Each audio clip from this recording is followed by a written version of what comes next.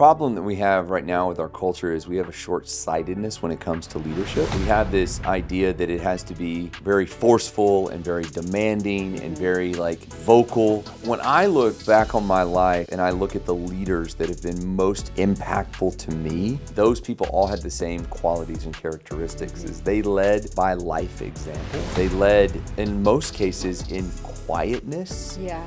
But by steady paces. Just knew where to put their feet, and they knew where to insert a hug, a handshake, or in a lot of cases, just silence. Your blended family has a 100% chance of success when you do it God's way. We're Blended Kingdom Families, and we want to provide biblical resources to heal and restore families with a message of hope for the next generation.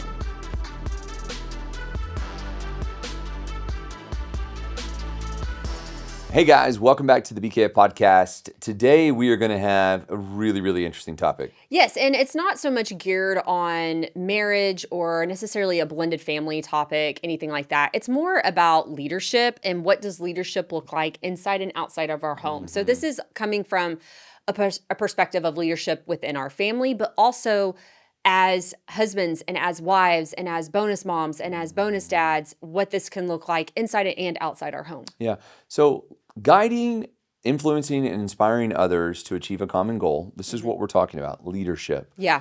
In the home and outside, it's about responsibility, decision making, and caring for others' well-being. Yeah. I thought that last one was really interesting because I think a lot of times people kind of look at leadership and say, I'm just leading and people are supposed to follow. But a real servant leader is mainly concerned with the well-being of others. Yes. Like they're highly focused on what other people are achieving. Yeah. And again, inside, outside the home, male, female, father, mother, all different. And we all have extraordinarily been gifted by God in leadership, but we also have very intense responsibilities when it comes to what we have the ability to lead. Sure. And, I think first it's leading through example. So, and this is I'm speaking to inside the home. So leadership begins with integrity and it begins with action. So, you've got to put one step in front of the other and you have to move in a direction and be integritous about, did I say that right? Integritous, yeah. About that and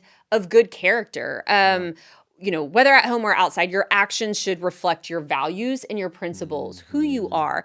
I love this in Titus 2:7. It says, in everything, set them an example by doing what is good. In your teaching, show integrity, seriousness, and soundness of speech. And so we want to walk, talk, and act in a manner that is honoring God and we are continuing to hold ourselves accountable, doing the right thing when nobody is watching, and be of good character and Christ-like character.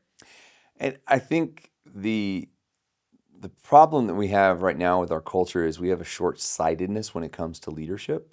We have this idea that it has to be, very forceful and very demanding and very vocal. When I look back on my life and I look at the leaders that have been most impactful to me as a man, I think those people all had the same qualities and characteristics. Is they led by life example. They led in most cases in quietness, but by steady paces. Yeah. They just knew where to put their feet and they knew where to insert a hug, a handshake, or in a lot of cases, just silence. Yeah. And that is what I think Titus is talking about is saying, hey, you have to lead with seriousness and integrity. And a lot of those characteristics they're very difficult to achieve. Sure. And I think inside of the home, this can look like taking initiative with housework, managing conflict with patience and with grace, showing kindness in everyday situations. And so I think it's a lot, again, about the soundness of our speech, as it says in Scripture, and how we are voicing and how we are acting within the home. I think it's also emotional leadership too. So creating a safe environment. Your home and the atmosphere in which it is needs to feel like, one, that it's safe, but also a place where emotionally, we all feel there's been a spirit of peace that is fostered within the home and safety, that everyone can speak and just be able to feel and process emotions in a free space. Yeah. And I think that is so important when it comes to, again, how you lead.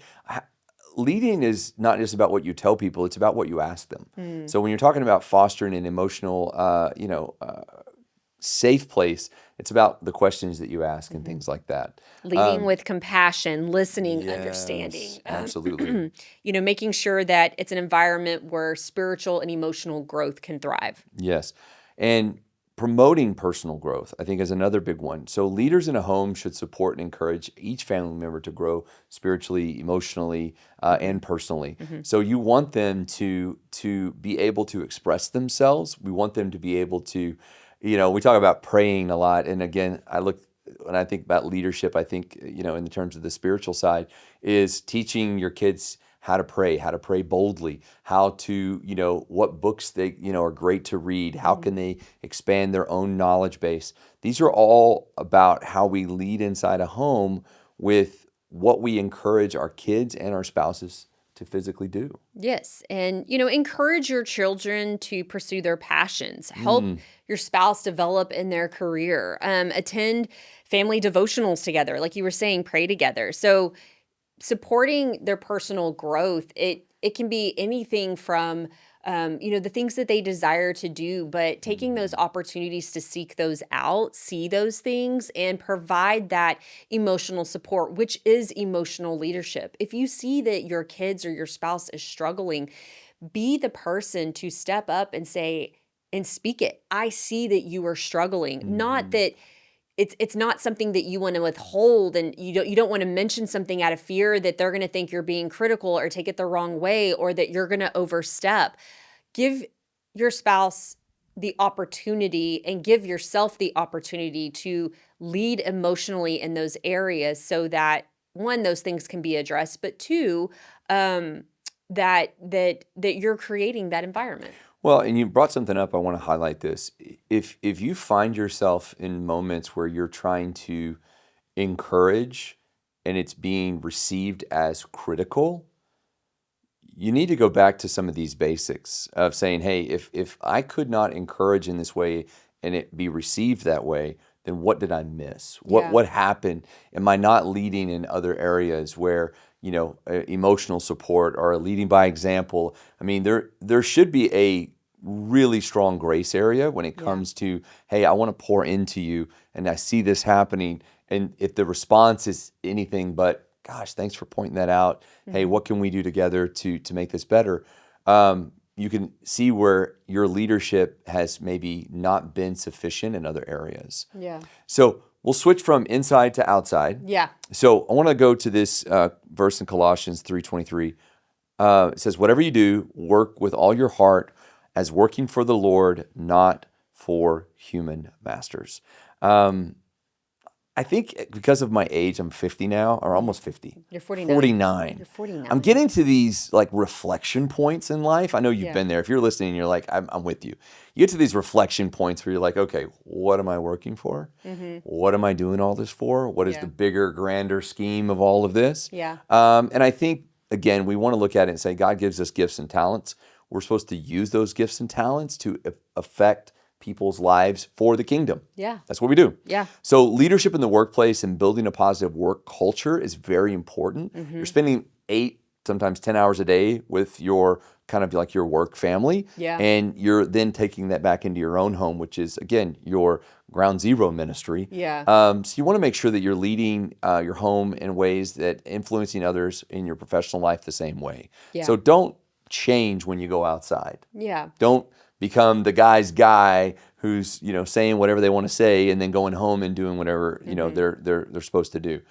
Leadership is both ways, and it needs to reflect in both ways. Yeah, I saw this, a son of a well-known person like in ministry, and they were saying, they were like, who my parents were on stage when they were preaching, ministering, or speaking is who they were in the home. Like there was no wavering from that. And so, being a leader also means being bold. As you're bold inside of your home, be that bold leader outside of the home and take those values, take your faith, take your courageousness with you, and don't let what society or what the culture of a place is hinder you from being all that God has called you to be and created you to be in that space. Because just as you're the four walls of your home, that's your greatest ministry. There is also a ministry outside of that in the workplace, in your kids' sports, in your church, in, the everyday things that you do. So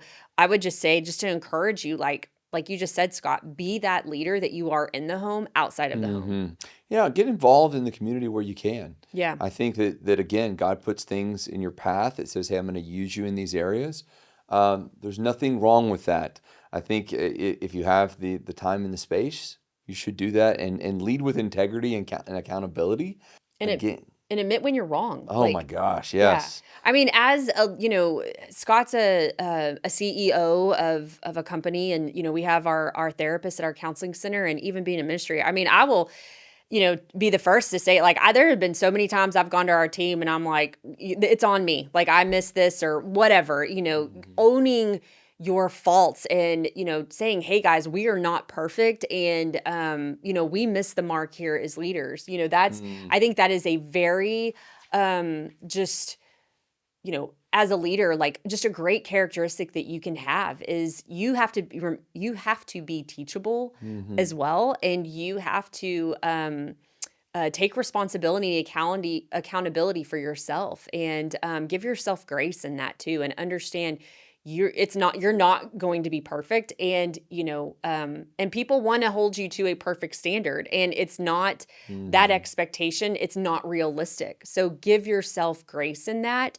But own your mistakes, admit them, be honest in your business practices, uphold your ethical standards, and and no matter what the circumstances are. So I'll kind of finalize with two more points here. The other point I would make as leaders is understand you always have to be learning.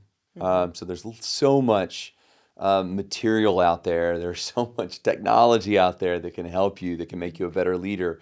There's really no reason not to continue to learn. And the last thing I would say is get a group that'll hold you accountable. So leadership groups come in a lot of different shapes and phases. I get this. There are groups within churches that are very leadership driven. I know Vanessa has her entire group of leaders. I am involved with a group called YPO, Young Presidents Organization. We have an entire group of leaders. We have a level of not only community within leadership, but also accountability and resources. Leaders are not just created and stopped. They are ever growing and ever achieving in terms of their ability. So those two things. So my actionable takeaways. Yes. Yes. So we're going to lead by example. We're going to be consistent. We're going to empower others. We're going to serve first, and we're going to balance your roles. So we talked about balance in a previous podcast, but being a leader isn't a 24/7 thing in terms of that's the only thing you think about. Yeah. We live a complicated life that requires a work-life balance, that requires you to serve your spouse. So you have to balance those roles to be very effective. Yeah, no, it's really good. And just some final thoughts, you guys. Leadership isn't just about holding a title. It's about serving, guiding, and empowering others. And this includes your family inside the home, and this includes outside the home. True leadership, whether at home or outside, reflects God's love, humility, and grace in everything that we do. And then in Matthew 20:26 through 27, it reminds us, whoever wants to become great among you must be your servant, and whoever wants to be first must be your slave. And so I think it's truly about serving. And having that servanthood heart and mentality. I love that. Guys, thank you so much for being with us today. Again, if you are watching this, make sure you like, share, comment, leave us a review. We would love to hear from you. If you are struggling in your family and you want resources, Blended Kingdom Families has an amazing group of coaches. We can meet with you one-on-one or as a family via Zoom or however the technology works. And we can work with you week in and week out to work through these problems that you may be facing. Don't underestimate those resources. Absolutely. We hope that you are blessed in all that you do today. Take care. Hey friends, so glad you were here with us today, and I hope you enjoyed today's episode. You can find more resources from Blended Kingdom Families at blendedkingdomfamilies.com. Join us again next time as we talk about more blended family topics. Be blessed in all that you do, and remember, nothing will be impossible with God.